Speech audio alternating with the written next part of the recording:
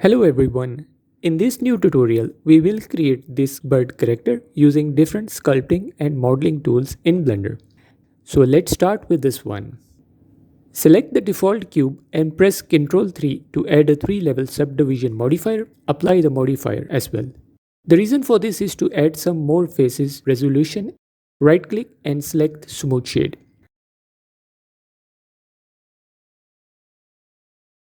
Duplicate the object with Shift D, right click as you move to snap it back and then move the object up.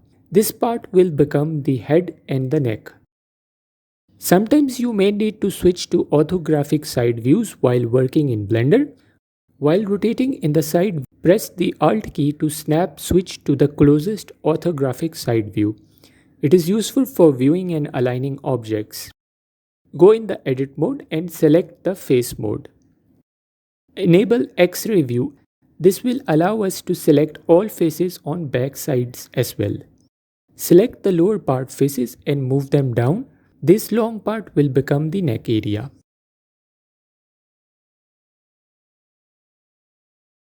Select the neck and the body part. Right click and select Join to make them into one object. Press Ctrl A and select Transform Rotation and Scale. This step resets the scaling and rotation values of any object, which helps remove any sculpting brush issues.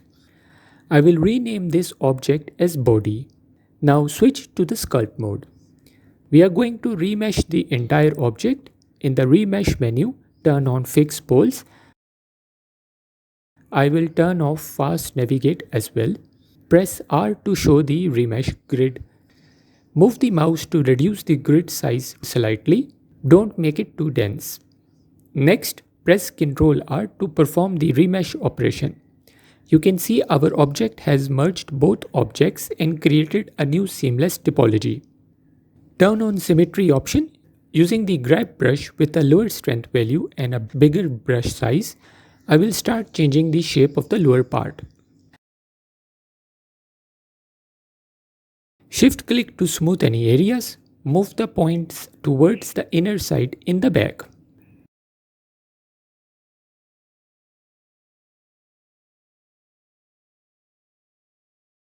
Please keep in mind, if you are making bigger changes in the sculpt mode, you can always remesh the object again by using Ctrl R as needed to recreate clean even topology and continue sculpting to remove any distortion. Next, I will exit the sculpt mode, move the object slightly above the grid. Now we will add feet for our character. Start by adding a cube object, make it smaller and isolate the object so we can easily focus on this part. In the edit mode, select the opposite two sides of the cube. Press E to extrude them out. Select the front three faces, press Alt E for the extrude menu. Select extrude individual faces. The difference is that this option will make all three faces as separate instead of keeping them as one extruded face. Slightly move the side faces out a little. For the back faces, select all of them.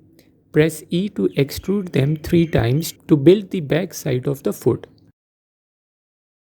With the last back faces selected, press SX to scale them inside only in one axis. Select the inner edges and do the same scale reduction to refine the shape of the foot object. I will add one more edge loop in the object. Use Ctrl R to add edge loops. You can press G 2 times to slide any edge. Select the inner one face, extrude it 2 times. Keep the first extrusion low and the other one high. We don't need the top face as it will be hidden in the body, so we can delete it. This will be our low poly foot.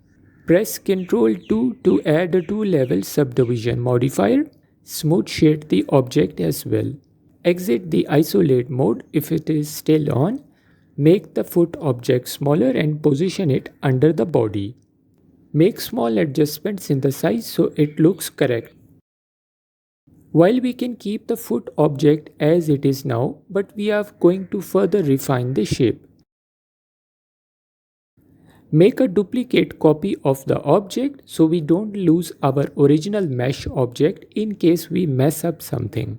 With the new object selected, apply the subdivision modifier, which will add more resolution in the object. In the sculpt mode, using the grab brush, turn on symmetry and start refining the shape in the front and at the back sides.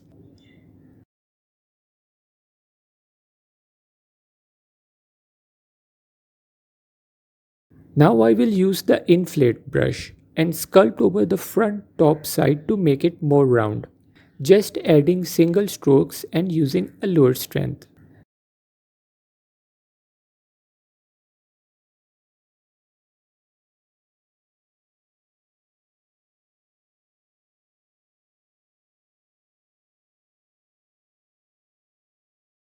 Exit the sculpt mode, add a 1 or 2 level subdivision modifier to further smoothen the overall shape.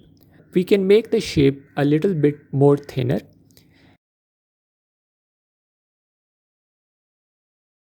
If we compare it with the original object, you can see how small changes can be added in sculpting. You can continue improving the shape if you like to. I'm going to hide the original base object and position the new foot object in its place. Add a mirror modifier to generate the other foot side. Select the body as mirror reference.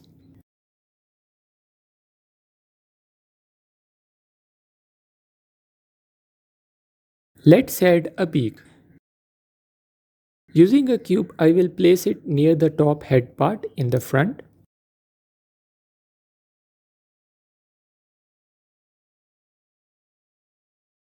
Add a 3-level subdivision modifier. Make it smaller and push it inside slightly.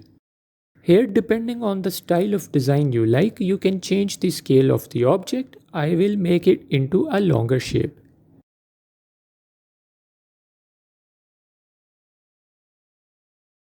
Duplicate the beak object and make the new part smaller, placing it under.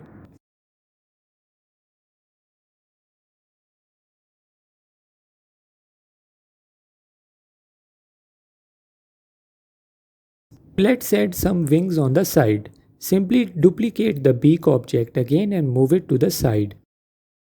We will try a slightly different approach. Press Alt S to bring back the object to its original shape. This only works if you have not applied transform scale property, which is through Ctrl A. Make this object smaller and position it on the side.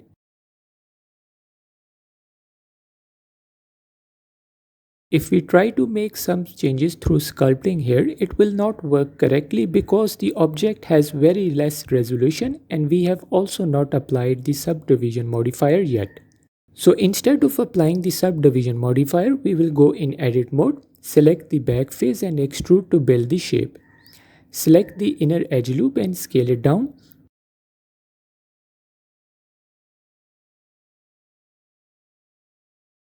The object may look too thick from the front. You can use the transform tool to make it thinner.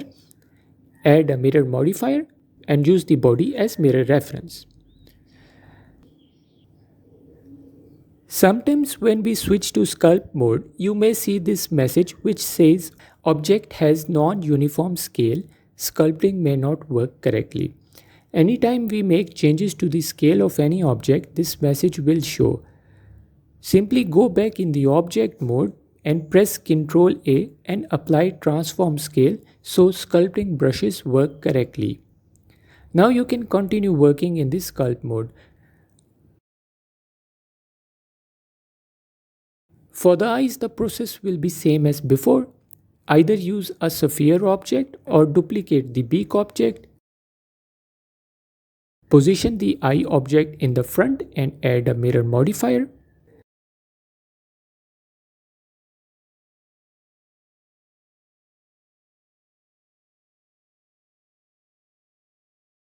Let's add a few feathers on the top. I will simply reuse the wing object. The mirror modifier is not needed, so we can remove it. position it and make it smaller.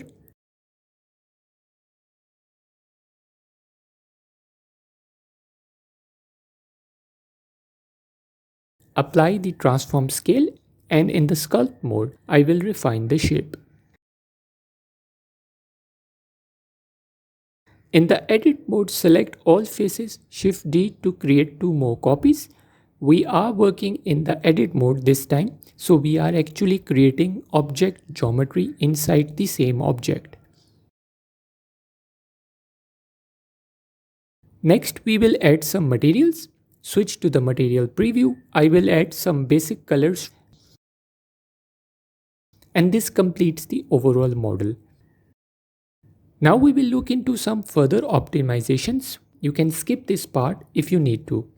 Isolate the body object. If we examine the topology, which was created from the remesh operation in the sculpting mode, you can see it is not symmetrical, and at some places the topology flow is also not correct. Let's duplicate the body object as a backup and hide it.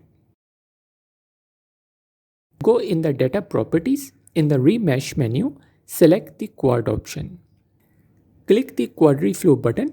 In the menu, we will select mesh symmetry, preserve shape, mesh boundary, and smooth normals options. For the number of faces, we will set to about 600. This number can vary depending on the type of model you are making.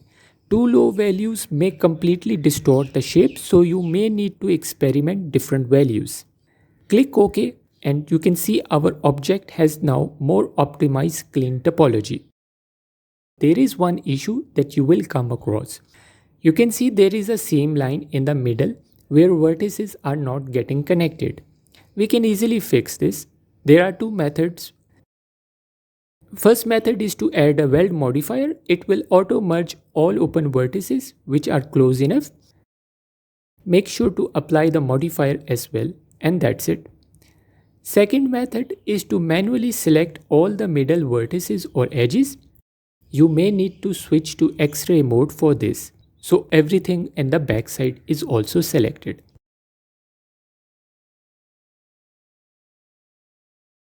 Turn on auto merge.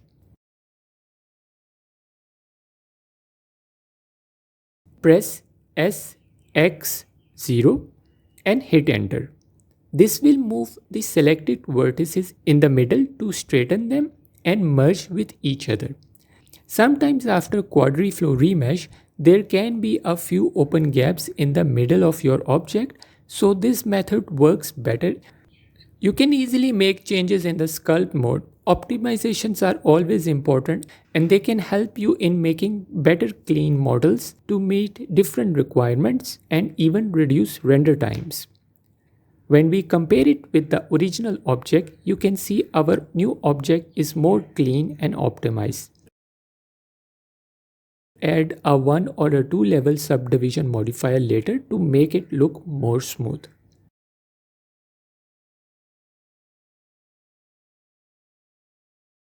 Moving back to the beak object now, apply the subdivision modifier on this object. Apply transform scale as well before sculpting. Using the grab brush, turn on symmetry. I will move the middle part up and build the overall shape.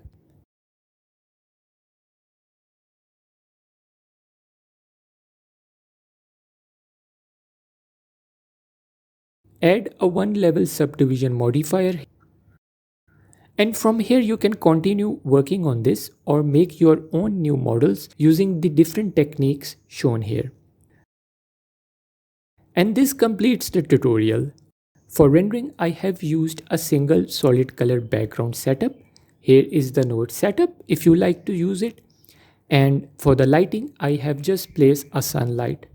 I hope you find this video useful in some way. If you like to see more in the future, then please consider subscribing, giving this video a like, turn on notification bell, and maybe leave a comment suggestion for future videos. Thank you very much for watching, and I will see you in the next one.